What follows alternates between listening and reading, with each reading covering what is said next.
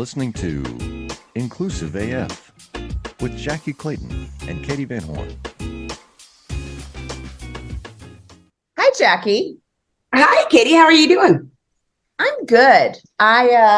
It's Friday and it's clear and sunny out. So, it's like a miracle day over here. I don't know what to even think. Well, it's raining and Donald Trump is coming tomorrow. So, take that information and do with it what you will. Here in opposite lands. Okay. This is the world famous regional airport in Waco, and welcome to the Inclusive AF podcast. Yes, indeed.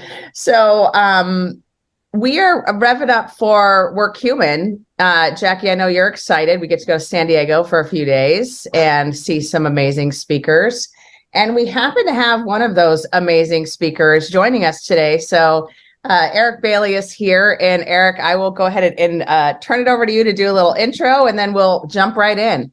Hello. Thank you for having me. I am a unique kind of speaker. I spent a bulk of my career listening to terrible speakers and systematically decided what I was going to do differently. And so I'm born into the idea that trying to change someone's behavior is usually a futile experience unless you understand what is motivating them to exhibit that behavior.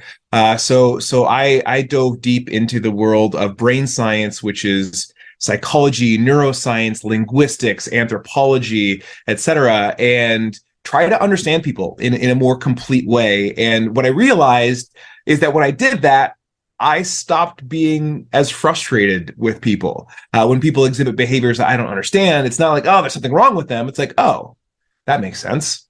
And from that point on, it's like, oh, there's actually something here I can teach the world. And that's what I get to do. Awesome. Very cool. I love that. And you're another Arizonian. Is that what we are? We're Arizonian. We're Arizonan, I think. I think it's Arizonans. Arizona. Yes. Yeah. Okay. So we live in Arizona. The desert rat also works. Yes, absolutely. We are. Sometimes it's a desert. It hasn't been a desert recently. We're now like in a swamp or something. I don't know what's happening. So Eric, you are going to be speaking at Work Human. And first off, I want to ask, what drew you to Work Human? What got you inspired to join kind of the crew of Work Human? Yeah, so interestingly, a buddy of mine, Brooke Hamilton, she works with me on occasion, and it must have been like 5 years ago. She said, I'm going to this HR conference. I'm so excited for it. There's like 5,000 people. It's the most amazing experience. And I'm like, how have I never heard of this? I call myself a recovering HR guy. Like I served my time in HR. And like, how have I never heard of this conference? And so I looked it up, and coincidentally, there was a call for speakers. And so I'm like, oh, I'll put in for that. Sure. And I got a spot. This is back in 2018. And I spoke there. It was in Nashville. It was a wonderful experience. Oh, no, maybe 2019. And I loved it. Met some amazing people. And it was just this amazing thing. I remember talking with the speaker coordinator, and she said, getting on stage at Work Human is harder than getting into Harvard. So that's right. Yes. And so I was super excited about it, and had a great experience. And coincidentally, my book was launching at the exact same time that I was speaking at Work Human. So that was a really cool experience for me as well. But I did that. I was asked to come back the following year, which was, of course, 2020. It was scheduled to be in Austin. I was so excited for it. And then, the whole world decided to turn upside down. And then came back, spoke last year, and I'll be speaking again this year. So I think I'm like a bad fruitcake. Once you got me, you can't get rid of me. That's awesome. Well, I don't know that they would feel the same way, because I know I have seen you speak. I saw you speak last year at Work Human. I've seen you speak outside of that. And I think anyone that's able to attend your session while we are in San Diego highly, highly encourage you to do that, because I think you drop some truth bombs across all of your talks, which I love. So you mentioned your book. Tell us a little bit about your book. Yeah, so it's a book for our times. It's called The Cure for Stupidity, Using Brain Science to Explain Irrational Behavior. And I wrote the book because I saw so many times in my personal life, in my professional life, how we misunderstand each other. And when we misunderstand each other, our first reaction is to judge each other's character. So I'll judge you as unintelligent. I'll judge you as a bad person. I'll judge you as this or that or this or that, just because we see the world differently. And all of that is predictable based in brain science. If you understand brain science, you can say, oh, that is why they do this. And so I wrote up over the course of my career 22 principles, what I call the principles of human understanding. And as I would, do a workshop or do a session, I would, give maybe 3 or 4 of the principles, and people are like, I want all 22. And like, well, that would take us like 3 weeks, so we don't have time for it. But I started to develop this book. I'm like, oh, I can do all 22 of the principles if I write this book. And so that's what was the genesis of the book. And then coincidentally, as I wrote the book, the entire world fell apart. I mean, people are at each other's throats. People are, writing off neighbors that they've known for 30 years just because they put the wrong political sign in the front yard. We see family members splitting up. We see, people arguing at work. And don't get me started on the government, right? We're more fractured and divided than we ever have been. And this book is really a pathway to healing all of that. And that's what I want to do for the world. I feel like that just ties me into the type of work that Katee and I do a lot when we're talking in diversity, equity, inclusion, and belonging. And I will never forget, understanding things is different, or what different cultures may have given up within the United States. And if this is the only thing you think you have, how would you feel? It's one thing to think, oh, I'm smarter, but it's another thing to think this is equity. It's the only equity that I have that you're trying to take away from me. So imagine you're down to your last dollar and you're fighting me for it. Would you just give it up because I said, I don't have a dollar? I'll give you 50. No, you wouldn't, right? Yeah. The idea that there is infinitely more experience and context around a person than we can ever comprehend. We cannot comprehend all that somebody else has gone through that's influencing their behavior right now. That's right. And when we open that up to the possibility that someone is acting exactly rationally based on the environment they see themselves in, it changed the way we can interact with them. You are so right. I know people know my mom passed away 3 weeks ago. And someone said, I know you're busy, but if you could just call me back. And I was like, you have no idea. I don't know. Nope. You don't know. No idea. You just think I'm rude. And that's fine. Okay. Not responding.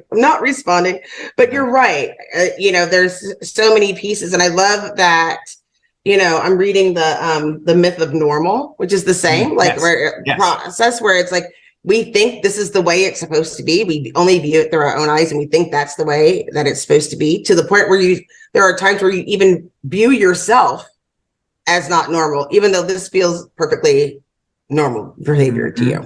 Well, and the weird thing about that is, there's a whole push on the idea of getting rid of normal and average from education, because it's leading students to have lower self-esteem and lower confidence, which leads to poorer performance. But because we use data and statistics, we say, oh, here's what the average person would do. Well, no one is exactly that. There is no one person that is exactly average, which means that everyone else is comparing themselves against some unachievable perfect. And that is not the best way to motivate folks, right? It could be wonderful for understanding, large groups of society, macroeconomics, et cetera. But if the average student is getting this, then I'm not normal.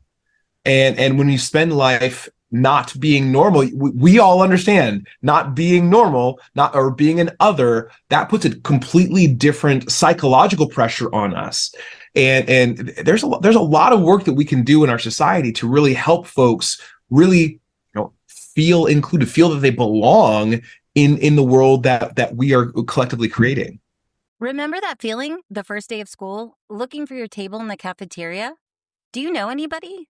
Where are you supposed to sit? You don't know, but you definitely feel like there's toilet paper on the bottom of your shoe. Ugh, this is the worst. Well, you know what they say, high school never ends.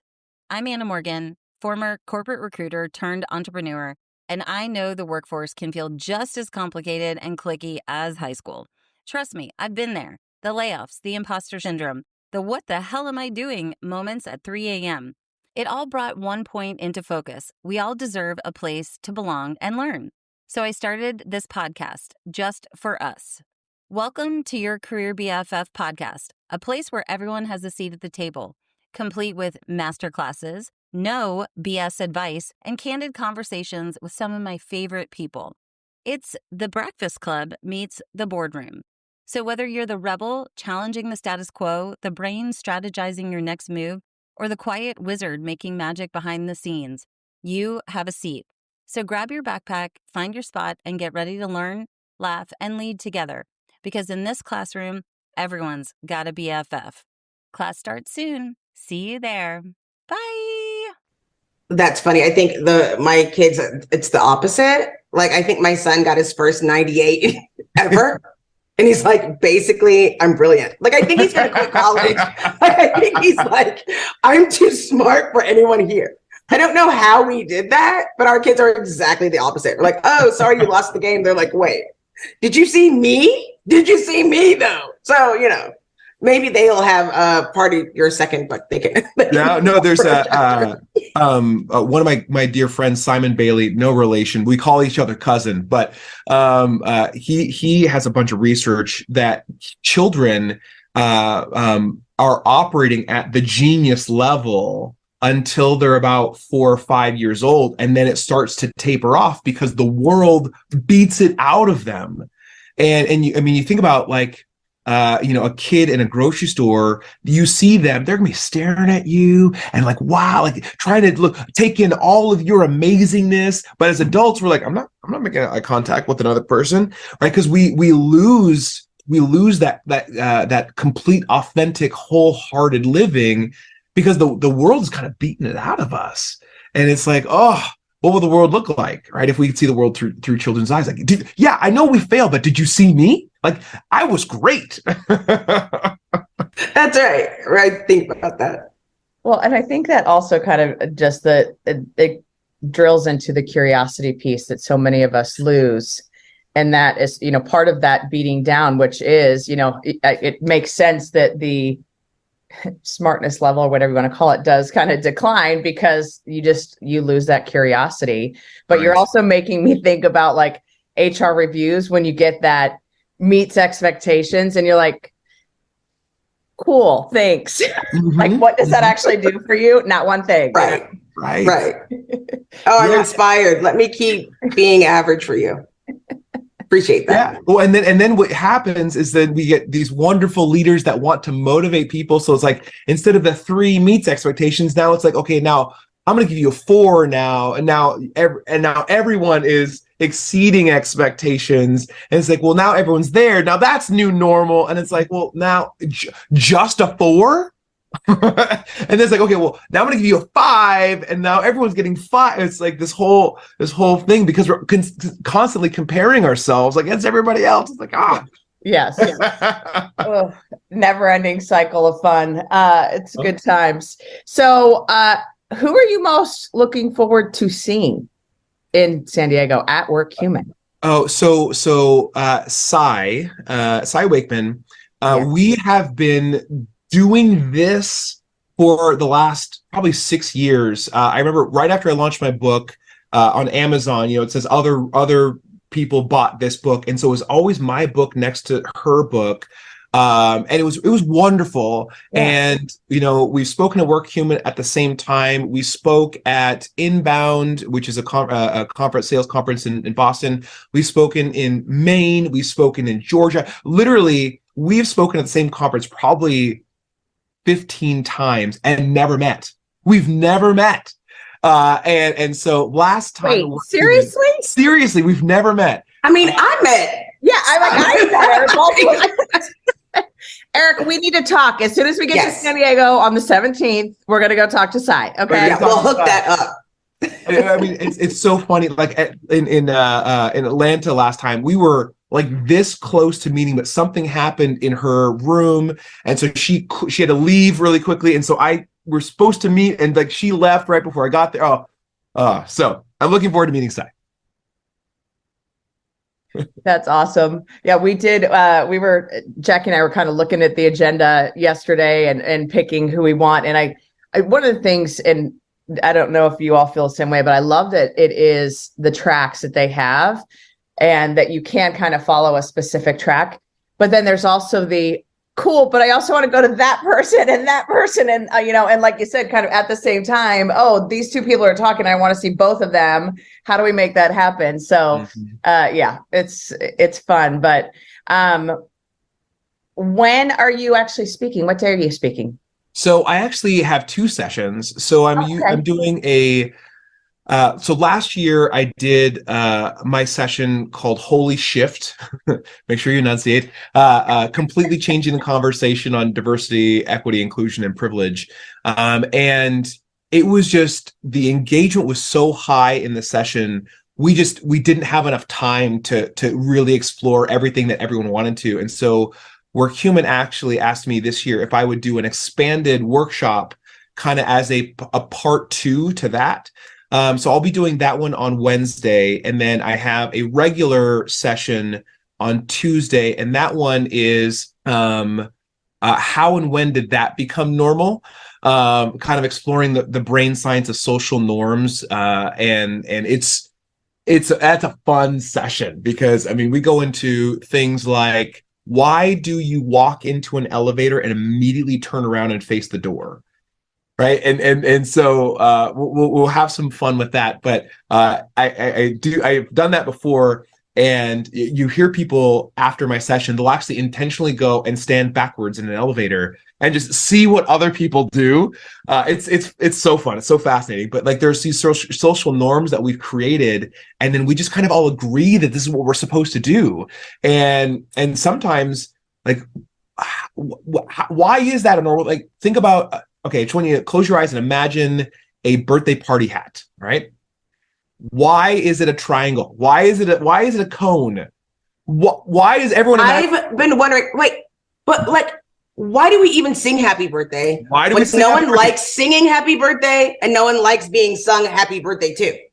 And if you understand music, the song is a really sad, like the chords are depressing. It's like happy birthday to you, right? It's a very depressing song, but we sing it like happy, like okay.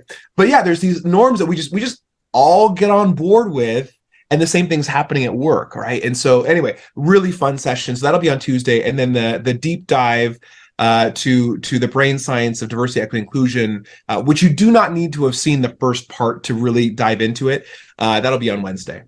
I love that. And I do love that you talk about the social norms. And then I think I'll be excited to see that because I live in Texas, and there are Texan norms that don't make any sense anywhere in the world.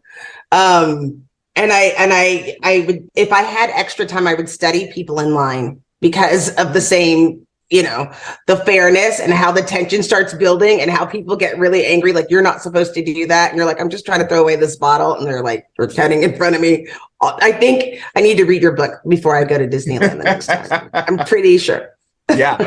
I love that. And even the one thing that I notice is that if someone leaves too much space in line, how everyone behind them gets really upset. And it's like, hold on, That's right. We're still in line. if I'm not going anywhere forward. Listen, this lady tried to take these two people out. The people were trying to pick up their prescriptions and they had carts in the line. And the woman, I don't know, needed shampoo really bad. There was about to be a full riot in the grocery store last week. Fascinating. Eric, can you study the phenomenon of anyone being in the boarding gate that is on like the last boarding group that stands at the very front of the gate? Can you explain that one to me, please? Can you put that in your next book? That'll be in the next book. It's so funny. Watching human behavior is so fascinating to me. Like, and I love that people will stand. They'll stand right there, and then people will just kind of queue in behind them, and then they don't move, but people are on their phones, and so they don't realize that the line's not moving, that they're waiting behind. It's like if a car breaks down and they have their flashers on in the turn lane, and they get a huge line of cars behind them because people just look and they see a turn signal. They don't see that the car is broken down. They don't anyway. So it's people have fascinating behaviors, and I love watching that because it unlocks so much about all other aspects of life. It's like, how we interact at work, how we interact at home, how we interact on Facebook, how we interact right in random in the grocery store. And human behavior is fascinating. And the more we try to understand it, the more we realize we don't understand anything. Absolutely. I think the other one, and I just had this happen yesterday because I was at that baseball game I mentioned. We were standing in line, and the one that I always love, and I know I do it myself, so this is not a judgment, but like when you're with someone and they get like super fired up about it, and you're like, really? Like, especially travel. Like travel, I'm like, hey, nothing is going to go right, and you just have to kind of accept that and be like, cool.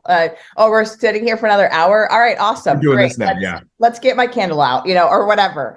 But the response of getting fired up or getting angry, like that is the other one that cracks me up, because it's okay, calm down. Like, right. We're all here together. Yeah. And it's interesting because a lot of times there's like 2 or 3 other things that's kind of feeding that emotion. And especially when we start talking about diversity, equity, inclusion, there are certain words and phrases that cause that fire up. And that's where I spend as much time as possible. I want, come to me. I was talking with a gentleman a couple of years ago, and I was talking about systemic racism, and he said, systemic racism is a figment of your imagination. And he was so mad. And, because his emotion sparked my emotion, and I wanted to get all upset and prove how dumb he was. And I said, hold on. All right, let me just take a breath. There might be something going on in his world that I can't comprehend. What if I got curious? And so instead of proving to him how wrong he was, which is my natural reaction, I said, what do you hear? What are you hearing when I say the phrase systemic racism?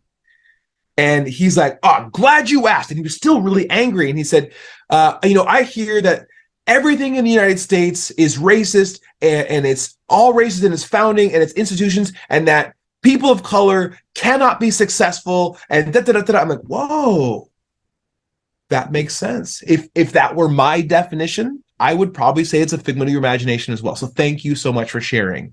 And he's like, I was really expecting you to fight me on that, so I don't exactly know what to do right now. But it's like we realized we were using the same words but talking about different things, and that only was able to come out because he expressed his strong emotions and I didn't match it.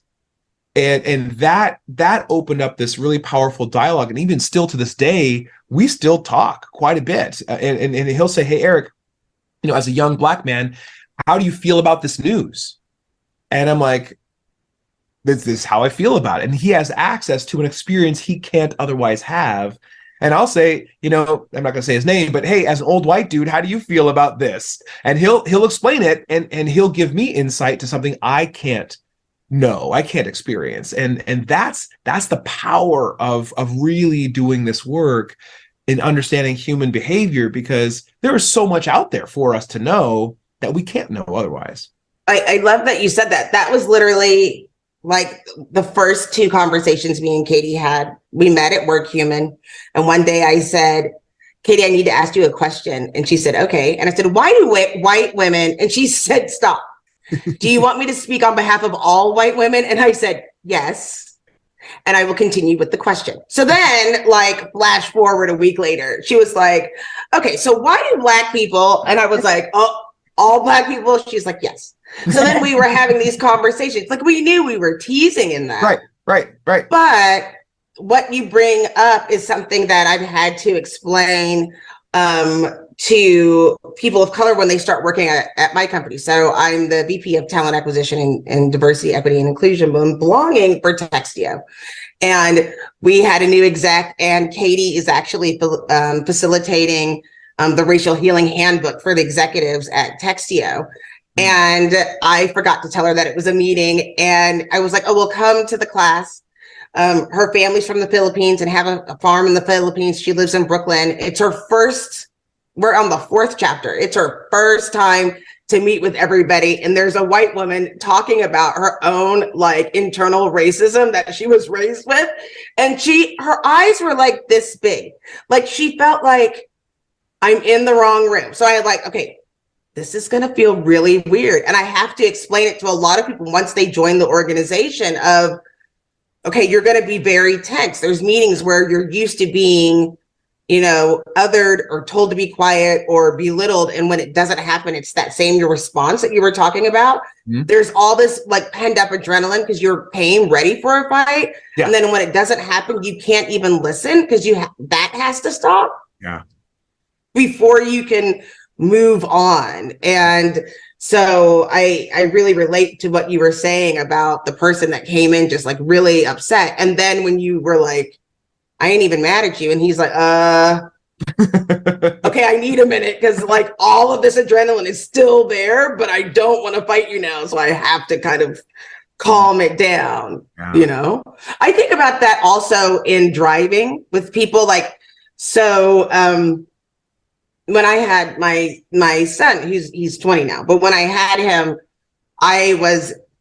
when I got to the hospital, we found out I was 10 centimeters dilated and fully effaced. But while we were driving, I was like moaning. My husband had to cut off. He kept going into the left turn lane and then going straight through the line. And people would catch up and start yelling at us.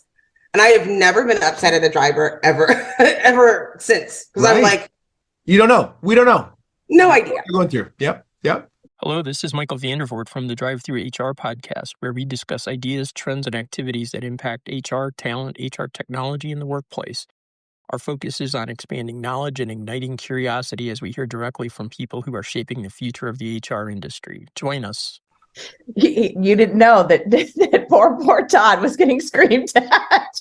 Listen, and I kept saying, listen, I'll tell him at the next window because I was pregnant up to here, and I'd roll down the window and I'd go, it's like happening. I couldn't get not one word. I'm like, they're like, contraction. What's happening? And I'm like,